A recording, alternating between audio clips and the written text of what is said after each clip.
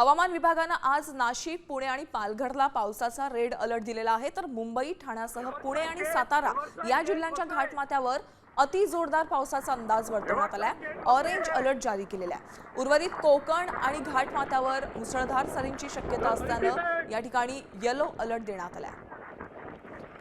तर नाशिक, पुणे आणि पालघर या 3 जिल्ह्यांसाठी आज रेड अलर्ट आहे।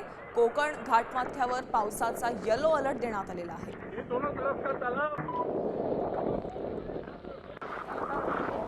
मुंबई आणि ठाण्यासह काही ठिकाणी ऑरेंज अलर्ट दिलेला आहे।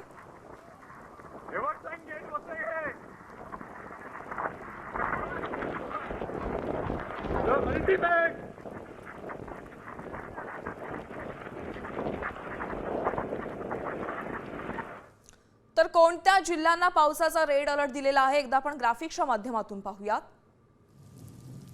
बघा, पालघर, नाशिक आणि पुणे या 3 जिल्ह्यांना पावसाचा रेड अलर्ट जारी करण्यात आलेला आहे। अति मुसळधार पाऊस या 3ही जिल्ह्यांमध्ये पाहायला मिळतोय।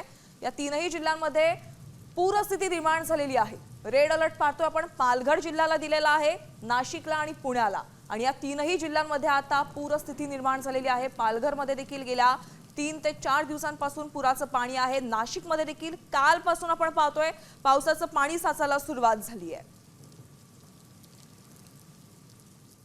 तर एक महत्त्वाची बातमी आपण पाहतोय, नाशिक, पालघर आणि पुणे या ठिकाणी पावसाचा रेड अलर्ट दिलेला आहे।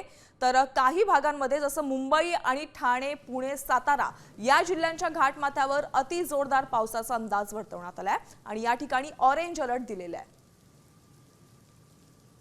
पुणे मुंबईसह घाटमाथ्यावर कालपासून मुसळधार पाऊस सुरू आहे। आता पुढचा पाऊस कसा असणार आहे हे आपण जाणून घेणार आहोत। माझ्यासोबत IMDचे एसडी सानप सर आहेत। नाशिकचे घाटमाथे, त्यानंतर पालघर, त्याचबरोबर रायगड, मुंबई, आपले पुण्याचे घाटमाथे आणि साताऱ्याच्या घाटमाथ्यांना आजही रेड अलर्ट आहे। ठाणे आणि मुंबईसाठी ऑरेंज अलर्ट आहे। कालपासून जो पर्जन्य छायाचा प्रदेश आहे तिथे सुद्धा पावसाला चांगल्या प्रकारे सुरुवात झालेली आहे, परंतु तो येणाऱ्या 24 तासांपर्यंतच राहील। त्यानंतर महाराष्ट्रातील बहुतांश ठिकाणी जसं आपण बघितलं तिथे सुद्धा पाऊस कमी होण्याची शक्यता आहे। मराठवाड्यातील बहुतांश ठिकाणी आज चांगल्या पावसाची शक्यता आहे, परंतु उद्यापासून किंवा 9-10 तारखेनंतर तिकडे सुद्धा पाऊस कमी होईल। तर तिकडे नक्कीच पावसामध्ये तूट जास्त आहे, पाऊस कमी झालेला आहे आणि आजच्या उद्याच्या दिवस तिकडे चांगल्या पावसाची शक्यता आहे, परंतु परवानंतर महाराष्ट्रातील बहुतांश ठिकाणी पाऊस कमी होऊ शकतो। कॅमेरामन आदर्श कटकेसह सचिन जाधव, साम TV न्यूज, पुणे।